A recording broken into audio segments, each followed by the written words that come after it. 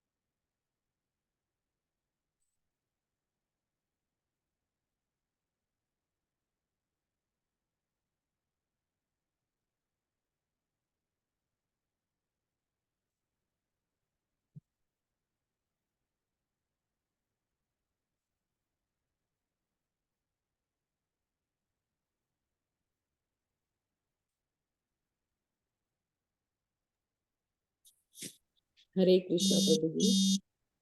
हरे कृष्ण। प्रभु जी, कल हम पहुंच जाएंगे टेम्पल, आपका दर्शन लाभ होगा। क्या माता जी?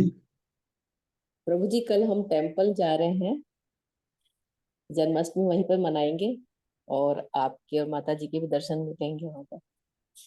यहाँ मैंगलोर में? जी जी प्रभु जी। ओके माता जी, हरे कृष्ण।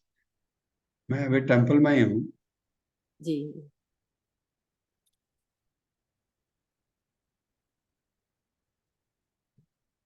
हरे कृष्ण।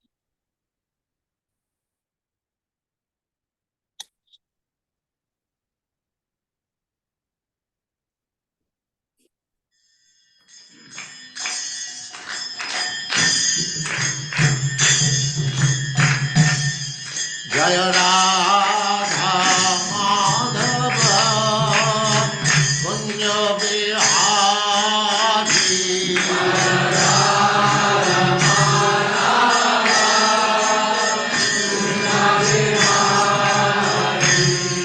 जय राधा माधव कुंज बिहारी।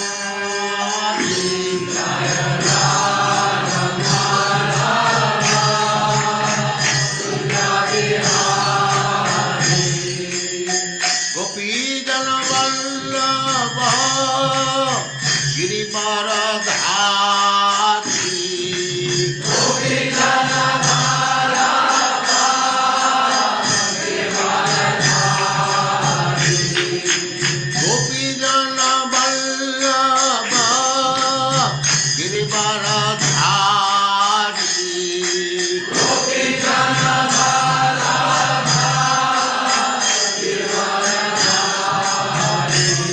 जय राधा माधव कुंज बिहारी।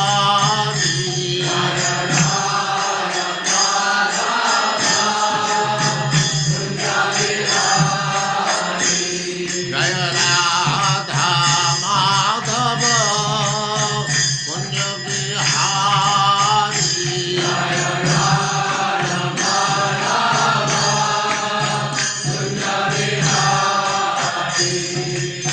गोपी जन वल्लभ गिरिवरधारी। गोपी जन वल्लभ गिरिवरधारी।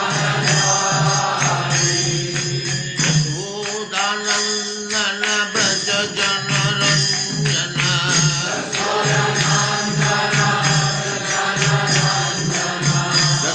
यशोदानंदन ब्रज जन रंजन।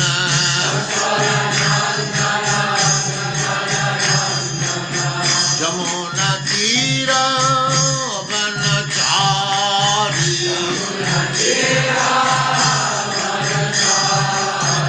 यमुना तीर वनचारी।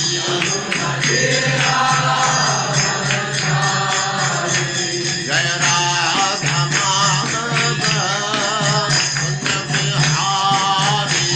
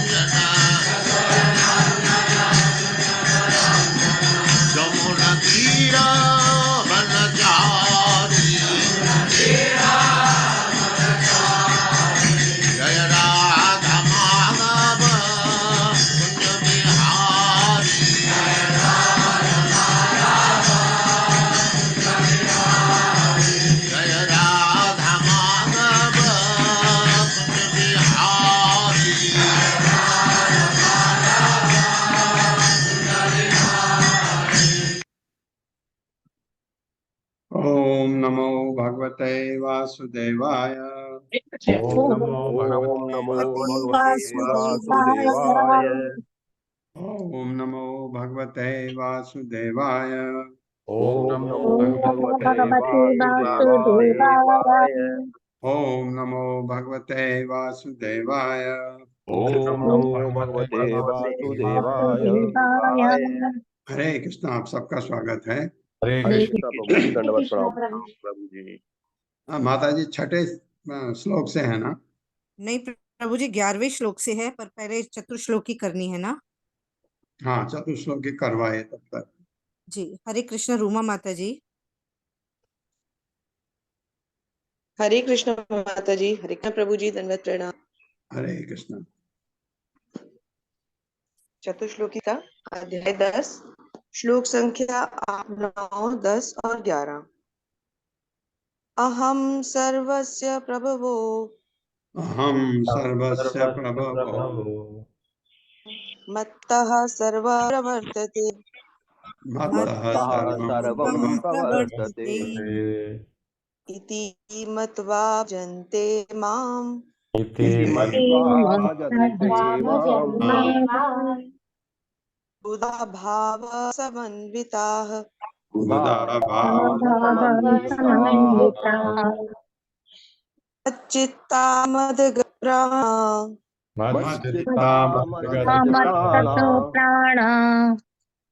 बोधयन्तः परस्परम् बोधयन्तः परस्परम् परस्परम् कथयतश्च मां नित्यम् कथयन्तश्च कथयन्तश्च मां मां नित्यम् नित्यम्। तुष्यन्ति च रमन्ति च तुष्यन्ति च रमन्ति च। रमन्ति च। तेषां सततयुक्तानां तेषां सततयुक्तानां सततयुक्तानां भजतां प्रीतिपूर्वकम् यतां भजतां प्रीतिपूर्वकम् प्रीतिपूर्वकम् ददामि बुद्धियोगं तं ददामि ददामि बुद्धियोगं तं बुद्धियोगं येन मामुपयान्ति ते। येन मामुपयान्ति ते।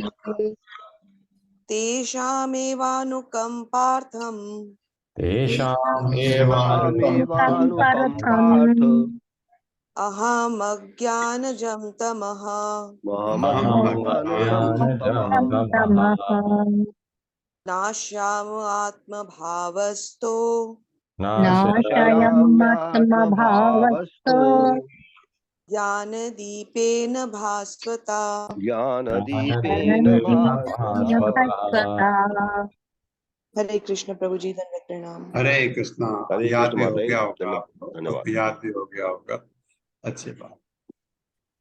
11वें श्लोक से बलम बलवताम चाहम काम राग विवर्जितम धर्म अविरुद्धो भूतेषु कामो अस्मि भरत ऋषभ।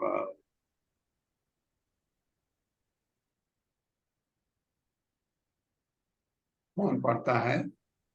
हरे कृष्ण पत्री माता जी। हरे कृष्ण। मैं बलवानों का कामनाओं तथा इच्छा से रहित बल हूँ। हे भरत श्रेष्ठ अर्जुन, मैं वो काम हूँ जो धर्म के विरुद्ध नहीं है। बलवानों का मैं बल हूँ, बलवानों का मैं कामनाओं तथा इच्छा से रहित बल हूँ। हे भरत श्रेष्ठ, मैं वो काम भी हूँ जो धर्म के विरुद्ध नहीं है। वो काम जो अपने पति पत्नी के बीच में है वो मैं हूँ, लेकिन उससे बाहर अगर गड़बड़ करते हो मैं नहीं हूँ, ये कह रहे हैं भगवान। ये च एव सात्विका भावा राजसा तामसा चये मत्तः एवेति तान् विद्धि न तु अहं तेषु ते मयि। तुम जान लो कि मेरी शक्ति द्वारा सारे गुण प्रकट होते हैं, चाहे वो सद्गुण हो, रजोगुण हो या तमोगुण हो। एक प्रकार से मैं सब कुछ हूँ, किंतु हूँ स्वतंत्र। मैं प्रकृति के गुणों के अधीन नहीं हूँ, अपितु वे मेरे अधीन है। हाँ, वो प्रकृति के गुण भगवान को नहीं छुपाते, लेकिन भगवान के द्वारा ही प्रकट होते हैं, इसलिए उनके अधीन हैं। इसका आपको उदाहरण भी बताया गया था कि जो व्यासदेव की पत्नी थी, उनके गर्भ में सुखमणि थे, बहुत वर्षों तक नहीं आए। उन्होंने भगवान से प्रार्थना की, भगवान आए, क्या दिक्कत, क्यों नहीं आ रहे हो? मैं माया में नहीं फंसना चाहता। क्या प्रकृति के इतनी माया है? क्या प्रकृति के 3 गुण मैं आपको नचाते रहते हैं इस भौतिक जगत में। तो भगवान ने कहा, मैं माया को कह दूंगा, तुमको नहीं सताएगी, माया मेरे अधीन है, जैसा मैं कहूंगा वैसा करेगी, चिंता मत करो। ये तो प्रकृति के गुणों के अधीन नहीं हूं। वो कहते हैं मैं स्वतंत्र हूँ, स्वतंत्र हूँ, मैं किसी के अधीन नहीं।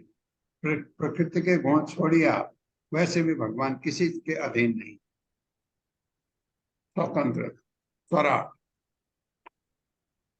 त्रिभिः गुणमय भाव हे विहि सर्वमिदं जगत् मोहितं न अभिजानाति माम एभ्यः परम अव्ययम्।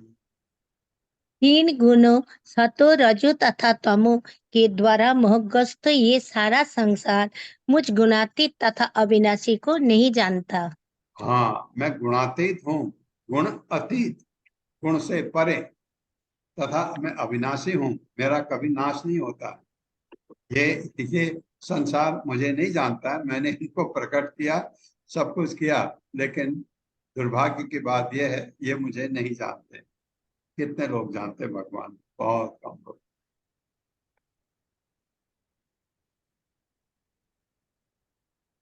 दैवी ही एषा गुणमयी मम माया दुरत्यया माम एव ये प्रपद्यन्ते मायाम एताम तरन्ति ते।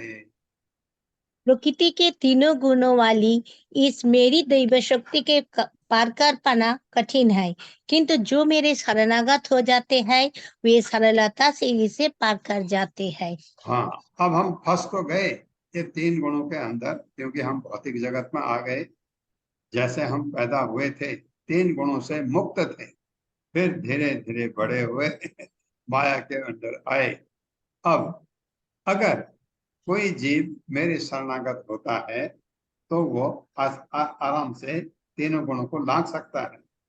अगर आप कहें कि बिना भगवान की भक्ति के कोई 3 गुण पार कर सकता है, असंभव है। ये भगवान बता रहे हैं कि एक ही तरीका है, भगवान की भक्ति करके आप 3 गुणों को लांघ सकते हैं। और भक्ति क्या है? हरे कृष्ण महामंत्र जपना और कर्म फल से आसक्ति न रखना, ये 2 चीज।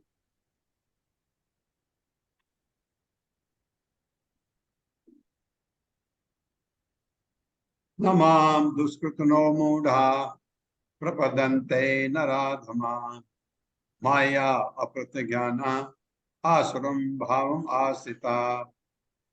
जो निपट मूर्ख है, जो मनुष्यों में अधम है, जिनका ज्ञान माया द्वारा हर लिया गया है, तथा जो असुरों की नास्तिक प्रकृति को धारण करने वाले हैं, ऐसा दुष्ट मेरी शरण ग्रहण नहीं करते। हरे कृष्ण। हाँ, ये कौन से, बहुत इसमें प्रभुपाद ने तात्पर्य बहुत लंबा लिखा है, समझाया है। मूर्ख कौन है? एक है निपट मूर्ख, एक है मनुष्य में अधम। निपट मूर्ख कौन है? जो इतना परिश्रम करता है गधे की तरह, और उसके बाद उस जो पैसा कमाता है उस पैसे से खाना लाता, खा के सो जाता है, फिर सुबह उठ के फिर गधे की तरह काम करता है, उसको कहते हैं निपट मूर्ख। आपने देखा है बहुत सारे मजदूर हैं, सुबह उठते हैं, उनका सिर्फ काम शाम को पैसा लाए, खा के सो गए। तो ये आता है निपट मूर्ख में। खाली मैं मजदूर नहीं, बहुत सारे लोग हैं ऐसे। दूसरा आता है मनुष्य में अधम। अधम कौन है? जो मनुष्य जो जाति है उसमें एक सभ्यता होती है, एक सभ्यता होती है कि आप अपने माँ बाप का आदर करते हैं, दूसरों को का सम्मान करते हैं। एक मनुष्य में, जैसे मनुस्मृति में बताया गया, जो हम जिसका आचरण करते हैं, गुरुजन आते हैं हम दंडवत करते हैं, नहीं भी करते हैं तो हाथ जोड़ते हैं, ये चीज, तो ये मनुष्य है। एक अधम जाति है जो इन नियमों को मानते ही नहीं। ऐसा समझिए, नियमों को मानते हैं लेकिन अपने बनाए हुए, जो मनुष्य समाज के जो नियम है उनको पता भी नहीं। ये कौन है? आदिवासी लोग, जो जंगलों में रहते हैं, जो जो अपना ये खाली हमारे इंडिया में बल्कि कम है, अफ्रीका में बहुत ज्यादा है। अफ्रीका में यहाँ तक कि वो अपने चेहरे को फाड़ के उस पर निशान बनाते हैं। उनका वही तरीका है रहने का। वो समाज से अपने को नहीं जोड़ना चाहते हैं, बल्कि वहां पर कभी कभी अफ्रीका में वो देखे जाते हैं, शहर में आते हैं कभी कभी घूमने, कपड़े भी नहीं होते हैं उनके पहने हुए, अजीब किस्म के, ऐसा। तो ये वो अधम आते हैं, उन वो भी भगवान को मानने का सवाल ही नहीं। वो आदमियों के सभ्यता को ही नहीं मानते हैं, भगवान तो बहुत दूर की बात है। तीसरा व्यक्ति है जिनका ज्ञान माया द्वारा हर लिया गया। इसमें और असुरों में फर्क है। माया द्वारा ज्ञान हर लिया किसका? बहुत पढ़े लिखे लोग, बड़े बड़े पोजीशन में हैं और भगवान को मानते नहीं। लेकिन ये लोगों को कोई अगर भगवान का शुद्ध भक्त मिल जाए, ये पलट सकते हैं। अगर उनको कोई कन्विंस कर दे कि भगवान है, ये इसके ये एविडेंसेज हैं, ये प्रमाण है भगवान के होने के, और भगवान के द्वारा ही ये सब कुछ रचा गया है, सब कुछ ये करके कोई समझा दे, वो पलट सकते हैं, क्योंकि माया ने उनका ज्ञान भर दिया। ऐसे लोगों को भगवान बिल्कुल अपने को अपनी पराशक्ति से ढक लेते हैं। इनको भगवान दिखते ही नहीं। जैसे दुर्योधन को कृष्ण कभी भगवान लगे ही नहीं, तो भगवान ने दुर्योधन को नहीं, जब दुर्योधन के सामने होते थे, अपने ऊपर उन्होंने एक आवरण डाल दिया कि दुर्योधन कभी समझ ही नहीं सकता कि भगवान। ऐसा किसको? जिसका ज्ञान माया ने हर लिया। और चौथे कैटेगरी के हैं असुर, जो भगवान के विरुद्ध होते हैं, जो भगवान के को गाली करते हैं। असुरों से हमको भी सावधान रहना चाहिए। उनसे जो कहा गया है कि असुरों को ज्ञान नहीं देना चाहिए। माया अप्रत ज्ञानावादक को, जिनका ज्ञान माया ने हर लिया है, उनको भगवान का शुद्ध भक्त समझा सकता है। हम नहीं, हम समझाएंगे तो आपकी उनसे लड़ाई हो जाएगी, क्यों कुछ बोलेगा आप उसको सहन नहीं कर पाओगे। तो ये चार प्रकार के लोग भगवान की तरफ कभी नहीं जाते हैं, ये भगवान कह रहे हैं। बहुत अच्छा श्लोक है ये 15वां। नमाम दुष्कृतनो मूढ़ा प्रपदन्ते नरादम्भी माया प्रतिज्ञाना आसुरम भाव आश्रिता। जिसका आसुरी भाव है वो भगवान को कभी नहीं समझ सकते, और भगवान भी इनको बारंबार ये 84 लाख में माते रहते हैं। तो बाद में समझाया है इसमें मूड क्या है, दुष्कृतनो क्या है, तीसरी कैटेगरी क्या है। 16वां श्लोक है चतुर्विधा भजन्ते माम। ये चार प्रकार के लोग भगवान को कभी नहीं मानते। अब चार प्रकार के लोग तो भगवान की तरफ आते हैं, वो कौन है?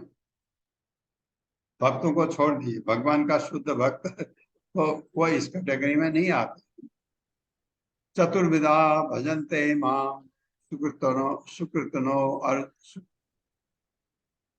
चतुर्विधा भजन्ते माम जना सुकृतनो अर्जुना आर्तो जिज्ञासुरर्थार्थी ज्ञानी च भरत ऋषभ।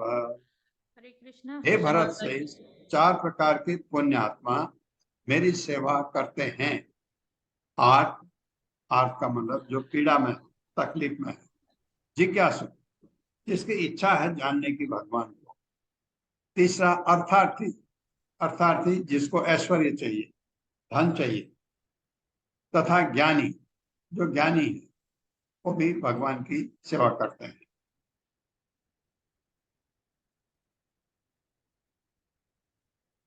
चार प्रकार के लोग। अब ये चार प्रकार के लोगों के बारे में थोड़ा बता दूं आपको। आरती, उदाहरण है ना आपके पास। आरती, पहला आरती है तकलीफ। कौन था गजेंद्र, गजेंद्र, गजेंद्र, गजेंद्र, एक द्रौपदी। तो द्रौपदी, आपको याद है, ये हमने एग्जाम्पल दिखाया भी था। तकलीफ में थे, भगवान को याद किया और भगवान के भक्त थे ये, फिर भी गजेंद्र जैसे फिर भगवान का परम भक्त बन गया। जिज्ञासु, जिनको इच्छा है भगवान के बारे में जानने के लिए। कौन है?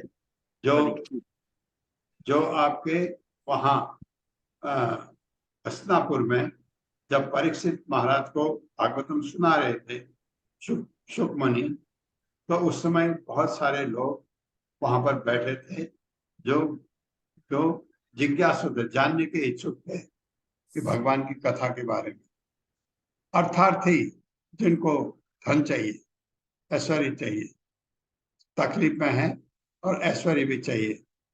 और यह आता आपका सुग्रीव। सुग्रीव भगवान राम के पास बैठा क्योंकि सुग्रीव को अपना राज्य चाहिए था वापस, और अपनी पत्नी भी जो बलि ने हर ली थी वो भी चाहिए थी। और ज्ञानी में आपके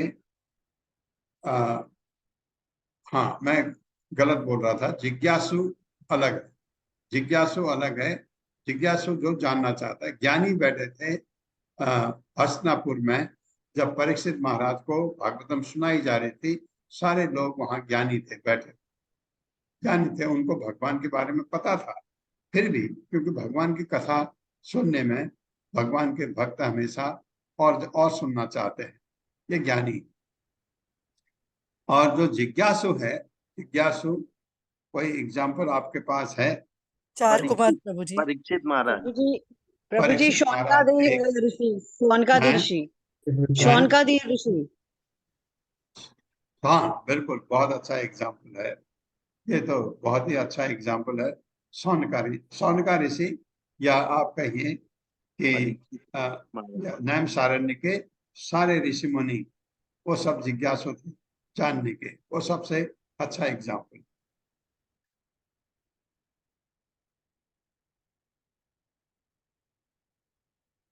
तेषां ज्ञानी नित्ययुक्त एक भक्ति ही विशिष्यते, प्रियो ज्ञानिनो अति अर्थम अहम स च मम प्रियः।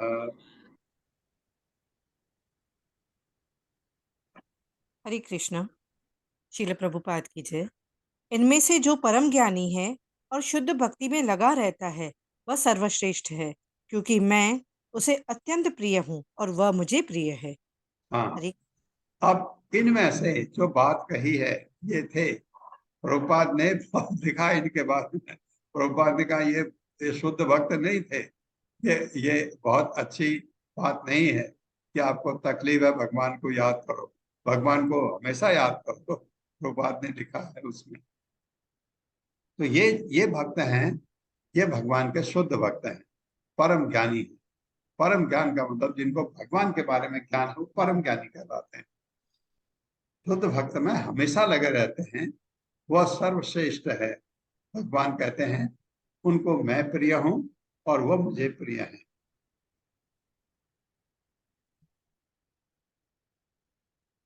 उदारा सर्व एव ते ज्ञानी तो आत्मैव मे मतम आस्थित सही युक्तात्मा मामेव अनुत्तमाम गतिम।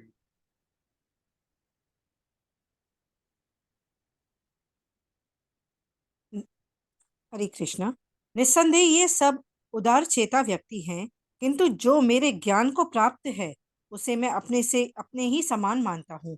वह मेरी दिव्य सेवा में तत्पर रहकर मुझे सर्वोच्च उद्देश्य को निश्चित रूप से प्राप्त करता है। हाँ, इनकी तो कोई बात ही नहीं है, तो शुद्ध भक्त हैं वो तो। अब ये श्लोक बहुत अच्छा है। बहुनाम जन्मनामन्ते ज्ञानवान मां प्रपद्यते वासुदेवः सर्वमिति स महात्मा सुदुर्लभः।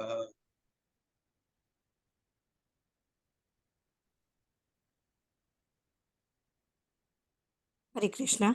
अनेक जन्म जन्मांतर के बाद जिसे सचमुच ज्ञान होता है, वह मुझको समस्त कारणों का कारण जानकर मेरी शरण में आता है। ऐसा महात्मा अत्यंत दुर्लभ होता है। हरे कृष्ण। बहुत बहुत घूम लिए बहुत घूम ले।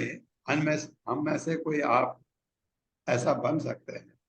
बहुत घूम ले, 84 लाख में बहुत चक्कर लगा लिए, कब से फिर मनुष्य की योनि दी भगवान ने। और बहुनाम जन्म नाम अंते ज्ञानवान माम प्रपद्यते, मेरी फिर भगवान मैं सब कुछ हूँ समझ गए। वासुदेव सर्वमिति स महात्मा सुदुर्लभ। अब समझ गए भगवान कृष्ण जो हैं वो सब कुछ हैं, वह इनकी शरण में आ जाओ। ऐसा महात्मा अत्यंत दुर्लभ होता है, जिसको ये ज्ञान हो जाए। अब नहीं भटकना मेरे को, 84 लाख में अब नहीं घूमना है। काम है तय तय हृत ज्ञान प्रबदन्ते अन्य देवता तम तम नियमम आस्थाय प्रकृत्या नियता स्वया। हरे कृष्णा। जिनकी बुद्धि भौतिक इच्छाओं द्वारा मारी गई है, वे देवताओं की शरण में जाते हैं और वे अपने अपने स्वभाव के अनुसार पूजा के विशेष विधि विधानों का पालन करते हैं। हरे कृष्ण। हाँ, ये जिनकी बुद्धि भौतिक इच्छाओं द्वारा मारी गई है, मतलब जिनमें भौतिक इच्छाएं हैं, वो देवताओं के पास जाते हैं। फिर भी ये इतना खराब कैटेगरी नहीं है, क्योंकि वो भगवान के एडवांस डिवोटी होते हैं देवता लोग, लेकिन भगवान के शुद्ध भक्त नहीं है वो। भगवान के शुद्ध भक्त की आप पूजा करें तो भगवान तो बहुत खुश होंगे, लेकिन भगवान का शुद्ध भक्त आपको कभी ये चीजें नहीं दिखा सकता। वो तो कहेगा मेरी पूजा नहीं, इनकी पूजा करो। शुद्ध भक्त तो आपको अपनी पूजा करने ही नहीं देगा, कहता मैं तो दास हूँ भगवान का, मेरी क्या पूजा करते हो। तो देवता लोग को भगवान की परमिशन होती है। किसी को 2 लाख का परमिशन, किसी को 10 लाख का, किसी को 10 करोड़ का, किसी को अरबों का। जैसे आपके माँ दुर्गा है, दुर्गा को असीम पावर है, क्योंकि असीम पावर शिव जी से भी आती है, उनको भगवान ने तो दी है। शिव जी की पावर भी उन्हीं के पास है, क्योंकि शिव जी तो अपना राम राम जपते हैं। तो उनके पास आप जाते हैं तो आपको फल भी तुरंत मिलता है, और भगवान आपको तक गुस्सा नहीं होते। ये उनको हंसी आती है हमारे इस व्यवहार से कि अरे ये क्या कर रहा है, इसको तो भक्ति के बजाय ये देवताओं की पूजा कर रहा है। मेरी पूजा करने से देवताओं की पूजा स्वतः हो जाती, फिर भी इसको ज्ञान नहीं है, हंसते हैं भगवान। लेकिन क्या कहते हैं, उसकी जो आस्था है देवता के ऊपर, उसको भगवान स्थिर कर देते हैं, ताकि उसकी आस्था बनी रहे। क्योंकि वो देवता को जो भी अर्पित करता है वो भगवान को जाता है, घूम के जाता है। अगर एक चीज आप भगवान को अर्पित करते हैं, सीधे भगवान को जाता है और आपकी भगवान की पूजा हो जाती है। भक्ति भगवान की होती, देवता की। तो भक्ति आप करते हैं, भगवान की भक्ति हो जाती है। आप देवताओं के पास जाते हैं, मेरा ये कर दो, मेरा ये कर दो, उनकी पावर है, वो कर भी देते हैं। फिर आप फंस जाते हैं, फिर आपको तकलीफ, भौतिक जगत में तो तकलीफ आती रहती है। फिर आप जाओ, फिर आप सोचते हैं कि ऐसा करूं मैं, हर 6 महीने में इनकी पूजा करूं। तरह तरह के आपके मन में विचार आने लगते हैं, तो आप उस रट में फंस जाते हैं। कर्म फल से बदना, देवताओं की पूजा करने का मतलब कर्म फल से बदना, क्योंकि आप फल चाहते हैं। यो यो याम याम तनुम भक्तः श्रद्धया अर्चितुम इच्छति तस्य तस्य अचलाम श्रद्धाम तामेव विदधाम्यहम्। हरे कृष्ण। सुधा गुप्ता माता जी। माता जी आपकी आवाज नहीं आ रही। हरे कृष्ण। हमारी जी जी बोलिए। हरे कृष्ण। मैं प्रत्येक जीव के हृदय में परमात्मा स्वरूप स्थित हूँ। जैसे ही कोई किसी देवता की पूजा करने की इच्छा करता है, मैं उसकी श्रद्धा को स्थिर करता हूँ, जिससे वह उसी विशेष देवता की भक्ति कर सके। हरे कृष्ण। जो मैं कह रहा था पहले, भगवान श्रद्धा को स्थिर कर देता हूँ, ये कह रहे हैं। तो ताकि आप उस देवता की पूजा करते रहें और फल खाते रहें 84 लाख में घूमते रहें। सतया सिद्धया युक्तः तस्य आराधनम् ईहते लभते च ततः कामान् मया एव विहितान् हितान्। हरे हरे कृष्ण। ऐसी श्रद्धा से समन्वित वह देवता विशेष की पूजा करने का यत्न करता है और अपनी इच्छा की पूर्ति करता है, किंतु वास्तविकता तो ये है कि ये सारे लाभ केवल मेरे द्वारा प्रदत्त हैं। हाँ, इसकी पूजा करने का यत्न करता है, अपनी इच्छा की पूर्ति करता है, किंतु वास्तविकता यह है देता मैं ही हूँ, भगवान कह रहे हैं, और देवता के थ्रू दे देता हूँ।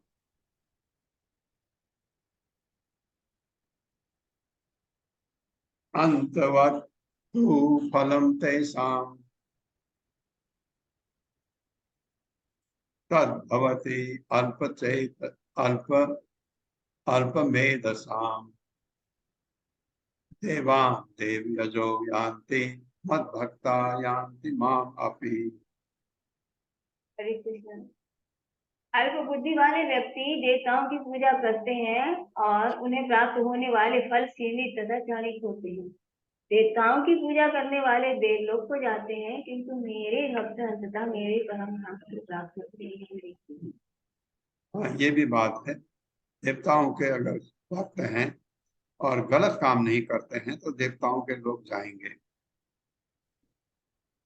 अव्यक्तम व्यक्तिमापन्नम मन्यन्ते मन्यन्ते माम बुद्धयः परम भावम अजानन्तो मम अव्ययम अनुत्तमम।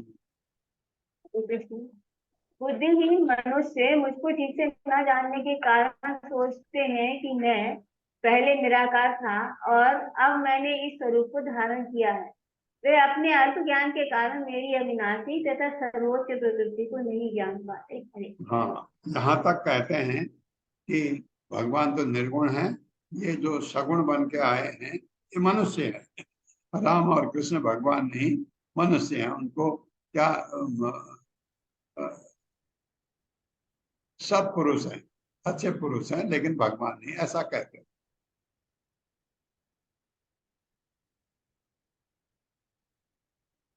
न अहम प्रकाशः सर्वस्य योग माया समावृतः मूढ़ो अयं न अभिजानाति लोको माम अजम अव्ययम्।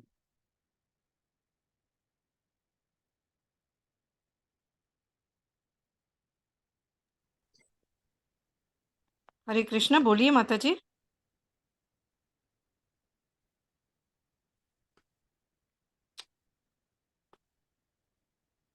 आवाज नहीं आ रही है माता जी। जी शायद लीव हो गए, मैं पढ़ देती हूँ। मैं मूर्खों तथा अल्प अल्पज्ञों के लिए कभी भी प्रकट नहीं हूँ। उनके लिए तो मैं अपनी अंतरंगा शक्ति द्वारा आच्छादित रहता हूँ। अतः वे यह नहीं जान पाते कि मैं अजन्मा तथा अविनाशी हूँ। हरे कृष्ण। बिल्कुल उदाहरण है दुर्योधन। दुर्योधन ग्वाला ये बताएगा मेरे को कहता ऐसा ऐसा, क्योंकि भगवान ने अपने को अपनी पराशक्ति अंतरंगा शक्ति से आच्छादित कर लिया। दुर्योधन चाहे भी तो कृष्ण को कभी समझ ही नहीं सकता। ये है मत स्मृतिम ज्ञानम अपोहनम च। यही वही चीज माँ यशोदा ने कहा, मुंह खोल, मिट्टी है तेरे मुंह में। मुंह खोल दिया, पूरा ब्रह्मांड दिख गया एकदम। अपने भगवान ने अपनी शक्ति से उनके जो स्मृति से विस्मृति कर दी, वो कभी याद ही नहीं आएगा उनको, मैंने ऐसे भी देखा। ये ऐसी शक्ति है भगवान की।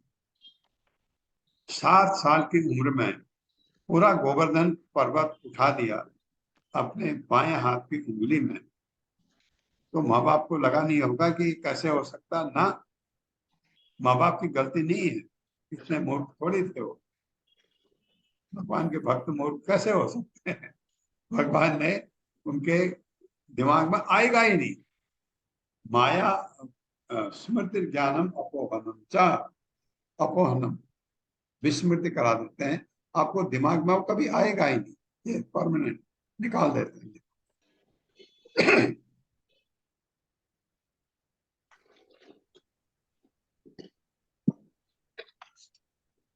वेद अहम संतीतानि वर्तमानानि अर्च अर्जुना भविष्याणि च भूतानि माम तु वेद न कश्चन।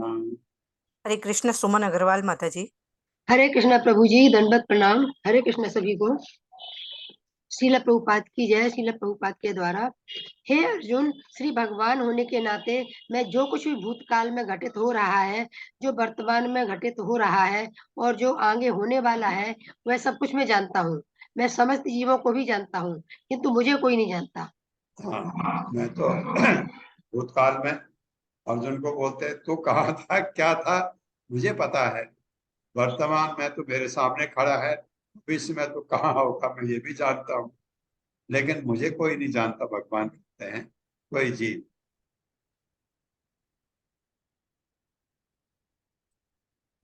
भक्त के अलावा भगवान को जानना मुश्किल है, भक्ति से ही भगवान को हम जान सकते हैं। इसलिए उनको भक्ति में और अपनी मेहनत करनी चाहिए।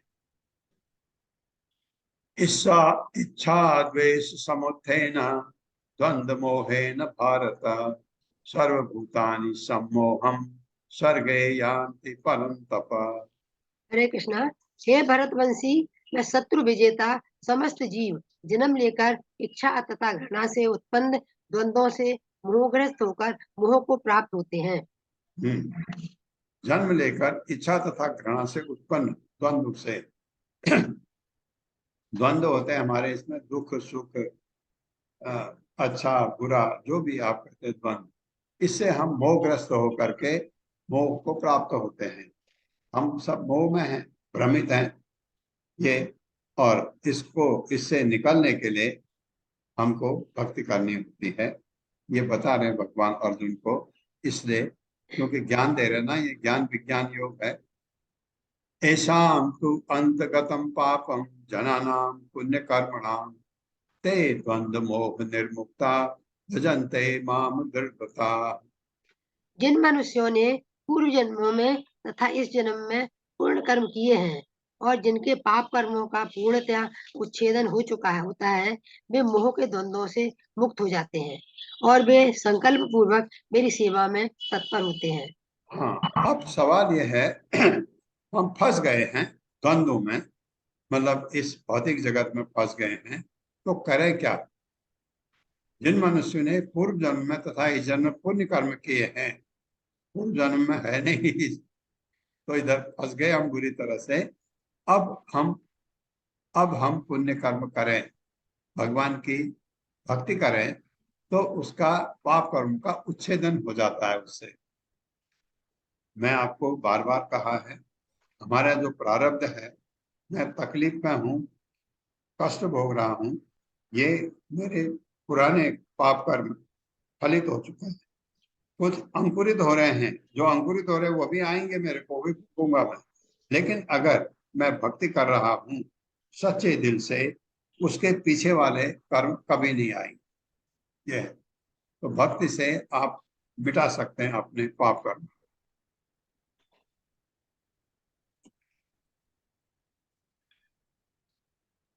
जरा मरण मोक्षाय माम आश्रित यतन्ति ये ते ब्रह्म तद विदुः कृष्णम अध्यात्मम कर्म कर्म चाखिलम।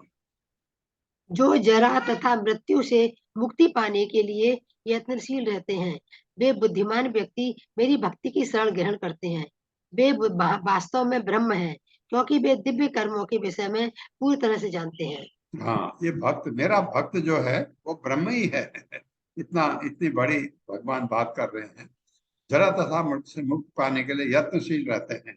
ये 84 लाख से जन्म मृत्यु जरा व्याधि से छुट्टी पाने का मतलब है 84 लाख से मुक्ति। ये भक्ति करते हैं, भक्ति की शरण ग्रहण करते हैं और वास्तव में ब्रह्म है। अगर आप भक्ति शुद्ध श्रद्धा से अच्छी तरह करेंगे, आप वैकुंठ न जाएं, हो ही नहीं सकता। ये प्रभुपाद की बात कर रहा हूं मैं। प्रभुपाद ने कहा है, साधि भूतानि दैवम माम साधि यज्ञम च ये विदुः प्रयाण काले अपचमाम ते विदुर्युक्त चेतसः। हरे कृष्ण। रीटा कथुरिया माता जी। हरे कृष्णा माता जी। हरे कृष्णा सभी को। तात्पर्य अनुवाद। जो मुझ परमेश्वर को मेरी पूर्ण चेतना में रहकर मुझे जगत का, देवताओं का तथा समस्त यज्ञ विधियों का नियामक जानते हैं, वे अपनी मृत्यु के समय भी मुझ भगवान को जान और समझ सकते हैं। ये क्या आखिरी श्लोक है माता जी? जी प्रभु जी, आखिरी है। हाँ माता जी, तात्पर्य भी पढ़िए। जी प्रभु जी। श्रीला प्रभुपाद की जय। तात्पर्य श्रीला प्रभुपाद जी के द्वारा। कृष्ण भावनामृत में कर्म करने वाला मनुष्य कभी भी भगवान को पूर्णता समझने के पथ से विचलित नहीं होते।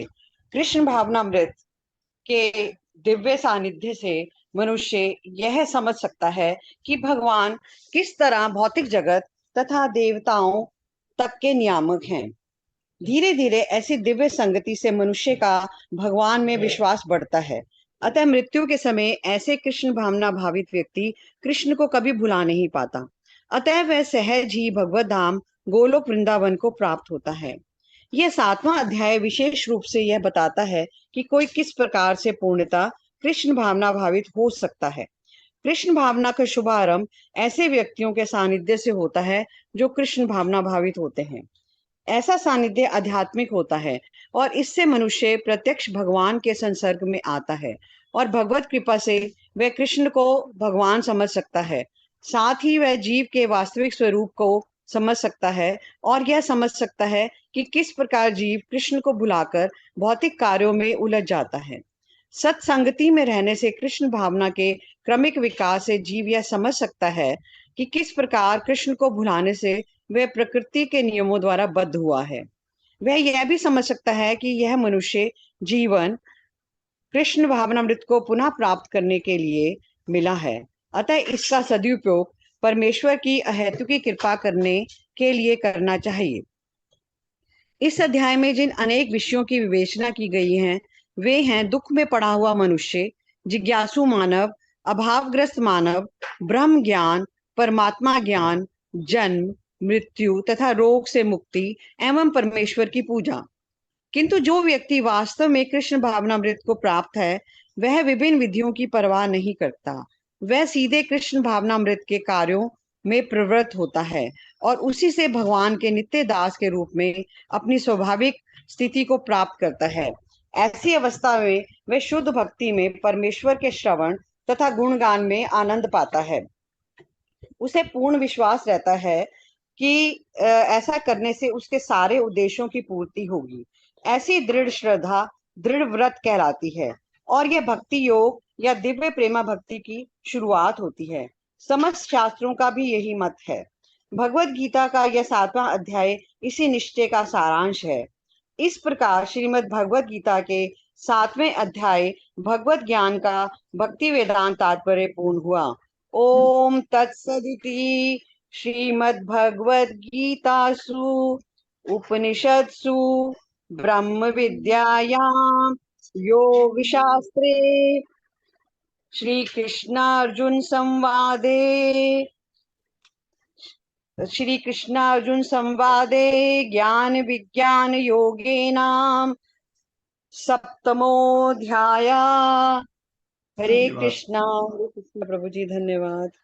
धन्यवाद माता जी, धन्यवाद। ये इस अध्याय में 2 चीजें बड़ी स्पष्ट बताई गई हैं कि वो 4 प्रकार के लोग कौन से हैं जो भगवान की भक्ति, भगवान की तरफ कभी नहीं आते और भगवान भी अपने को आच्छादित करते हैं अपने अंतरंग शक्ति से। भगवान को कभी नहीं पा सकते। और हाँ, क्या इसका कोई हल ही नहीं है? उनका कल्याण कभी नहीं हो सकता? नहीं, भगवान दयालु हैं, उनको समय देते हैं। 84 लाख में घुमाया, फिर मनुष्य बना दिया, फिर भी ज्ञान नहीं आया, फिर 84 लाख घूम के मान लीजिए 1 अरब वर्ष के बाद नंबर आया मनुष्य बनने का, या कितने करोड़ वर्षों के बाद या अरब वर्षों के बाद मनुष्य बना, नहीं समझ आया, फिर 84 लाख, फिर ऐसा हो सकता है कि वो किसी भक्त के से उसका संसर्ग हो जाए, किसी भक्त के संपर्क में आ जाए और भक्ति में लगे, तो हो गया कल्याण उसका। ऐसा। और क्या अगर ये 4 प्रकार के लोग अगर भगवत भक्ति नहीं करेंगे तो कभी भी भगवान को नहीं पा सकते। तो इनका होगा क्या? बस एक ही चीज है कि भगवान का भक्त कभी इनको न मिल जाए। ये 4 प्रकार के लोग में जो सबसे बड़ा चीज जो मैंने आपको बताया, माया अप्रत्य ज्ञान, माया ने जिनका ज्ञान हर लिया है, वो सबसे सॉफ्ट टारगेट है। उसको कोई अच्छी तरह से समझाए, वो समझ सकता है, भक्त बन सकता है, उसका कल्याण हो जाएगा। ये भगवान का भक्त कर सकता है। भगवान का भक्त ऐसे लोगों के पास जा करके उनको बता सकता है कि आप आइए तो सही, मंदिर आइए, प्रोग्राम अटेंड करिए, और करके उसको, अगर वो माया के से छूटने वाला नहीं है, वो क्या कहेगा, मैं आया था, मेरे 2 घंटे बर्बाद हो गए। अगर वो इस चीज को अगर नहीं हटा सकता अपने दिमाग से कि उसका जो ये 2 घंटा उसने भगवान की कथाएं सुनी, कीर्तन सुना, ये उसका असली समय का सदुपयोग हुआ, और वो कहता है मेरे तो 2 घंटे बर्बाद हो गए। ये प्रवृत्ति जिसमें बार बार आती है वो गए, वो उसका, इसका मतलब है उस पर भगवान की कृपा है ही नहीं। लेकिन भक्त तो कोशिश करेगा, भगवान का जो भक्त है वो तो कोशिश करेगा आने की। ऐसे इसलिए बहुत सारे लोग आते हैं मंदिर में, फिर छोड़ देते हैं आना। ये उनका दुर्भाग्य है। ये माया अप्रत्य ज्ञान, ये आ गया। कुछ आसुरी भाव वालों को तो आप बिल्कुल ही भूल जाइए, वो तो कभी भी भगवान की तरफ नहीं आते। और 4 प्रकार के लोग ऐसे हैं जो भगवान की भक्ति की तरफ मुड़ते हैं। ये बात। तो हम 2-4 श्लोक 8वें अध्याय के कर लेते हैं।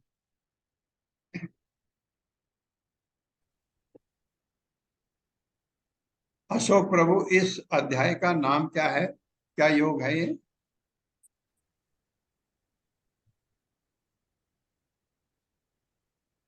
हरे कृष्णा। हरे कृष्णा। अशोक। अक्षर बम्बजक। हाँ, क्या नाम है माता जी इसका? अक्षर बम्बजक, अक्षर बम्बजक एक है ना। अक्षर ब्रह्म। हाँ, अक्षर ब्रह्म। अथ श्रीमद् भगवद गीता अक्षर ब्रह्म योग नाम 8मो अध्याय। इसको हम भगवत प्राप्ति के नाम से जानते हैं। अर्जुना उवाच किम तद ब्रह्म किम अध्यात्मम किम कर्म पुरुषोत्तम अधिभूतम च किम प्रोक्तम अधिदैवम किम उच्यते। हरे कृष्ण। सरिता तानपुरे माता जी। हरे कृष्ण प्रभु जी, सादर प्रणाम। अनुवाद। अर्जुन ने कहा, हे भगवान, हे पुरुषोत्तम, ब्रह्म क्या है, आत्मा क्या है, सकाम कर्म क्या है, यह भौतिक जगत क्या है, तथा देवता क्या है? कृपा करके यह सब मुझे बताइए। हरे कृष्ण। बहुत अच्छा प्रश्न है, हमको भी जानना है, इसलिए अर्जुन पूछता है। अर्जुन ऐसे सवाल पूछता है कि ब्रह्म क्या है, आत्मा क्या है, सकाम कर्म क्या है। कर्म में हम कोई सकाम कर्म है, अकर्म है, और ये क्या है, ये इनको अर्जुन, बहुत अच्छा प्रश्न है हम लोगों के लिए। अधि यज्ञ कथम को अत्र देहे अस्मिन् मधुसूदन प्रयाण काले च कथम गेयो असि नियत आत्मभिः। अनुवाद। हे मधुसूदन, यज्ञ का स्वामी कौन है और वह शरीर में कैसे रहता है और मृत्यु के समय भक्ति में लगे रहने वाले आपको कैसे जान पाते हैं? हरे कृष्ण। हाँ, बहुत ही इम्पोर्टेंट सवाल है और 2 श्लोक इसमें बहुत जबरदस्त हैं। मैं कोशिश करूंगा अभी आज ही हो जाए तो। कैसे, ये भी ये दोनों सवाल बहुत अच्छे अर्जुन ने, अर्जुन की कृपा हमारे श्री भगवान वाच अक्षरम ब्रह्म परमं स्वभावो अध्यात्मम उच्यते भूत भावो भव करो भूत भाव उद्भव करो विसर्गः कर्म संगीतः। हरे कृष्णा। अनुवाद। भगवान ने कहा, अविनाशी और दिव्य जीव ब्रह्म कहलाता है और उसका नित्य स्वभाव अध्यात्म या आत्म कहलाता है। जीवों के भौतिक शरीर से संबंधित गतिविधियां कर्म या सकाम कर्म कहलाती है। हरे कृष्ण। ये लास्ट वाला तो हमको समझ आ गया, क्या शरीर से संबंधित गतिविधि कर्म या सकाम कर्म कहलाती है। ये तो हम करते हैं, इसलिए हमको ये समझ आता है। अविनाशी दिव्य जीव ब्रह्म कहलाता है। उठा दिया हमको भगवान ने। ब्रह्म, जीव को ब्रह्म कहा जाता है। अविनाशी जीव अविनाशी है, इसका मतलब अब आत्मा क्या है तथा उसका नित्य स्वभाव अध्यात्म या आत्म कहलाता है। तो ये जीव और आत्मा में कोई फर्क ही नहीं हुआ। एक फर्क है क्या, अपने मन में डालिए इस चीज को, प्रश्न को। जीव आत्मा कहते हैं तो ये जीव की आत्मा, ये तो समझ आता है।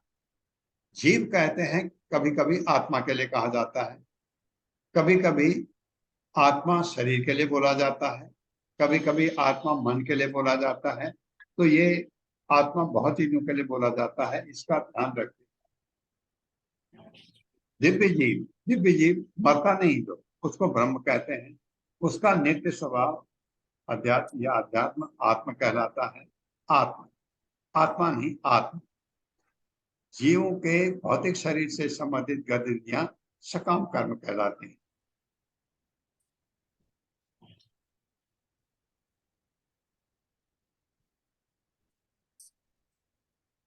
अधिभूतम क्षरो भावः पुरुषः च अधिदैवतम् अधियज्ञो अहम एव मात्र देहे देह प्रतांबर। हरे कृष्णा। अनुवाद। हे देहधारियों में श्रेष्ठ, निरंतर परिवर्तनशील यह भौतिक प्रकृति अधिभूत कहलाती है। भगवान का विराट रूप, जिसमें सूर्य तथा चंद्र जैसे समस्त देवता सम्मिलित है, अधिदैव कहलाते हैं तथा प्रत्येक देहधारी के हृदय में परमात्मा स्वरूप स्थित मैं परमेश्वर अधियज्ञ यज्ञ का स्वामी कहलाता हूँ। हरे कृष्ण। तीनों आंसर हो गए, भगवान ने सब बता दिया।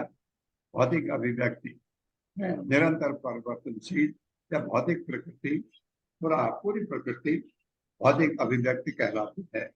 ये भगवान की बहिरंगा शक्ति, भगवान का विराट रूप अधिदैव कहलाता है और प्रत्येक देहधारी के हृदय में परमात्मा स्वरूप मैं, भगवान कह मैं हूँ परमेश्वर यज्ञ का स्वामी कहलाता हूँ।